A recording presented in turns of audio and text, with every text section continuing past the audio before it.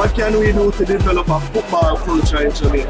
To provide more academic across the country and develop the youth center in the school and in the national program. What we do to develop a football culture in Jamaica? Okay, to develop a football culture in Jamaica is that we have to start from building the youth. You understand me? Like carrying the youth from scratch. Like for instance, youth are gifted and they have talent.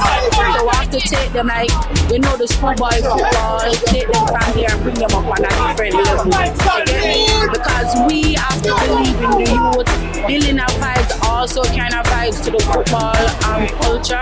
Yeah, that's a great one as well as marketing the football. Because at the end of the day, we have to market football. We have to show the brand and so forth. Yeah. Thank you.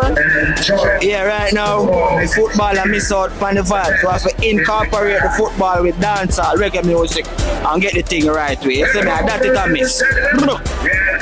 Has to be enforced, and also we need the government and a lot of sponsorships so that we can have money to push this sport, because football is loved by many and it is also a means of income for the youths, and so disciplined from the beginning.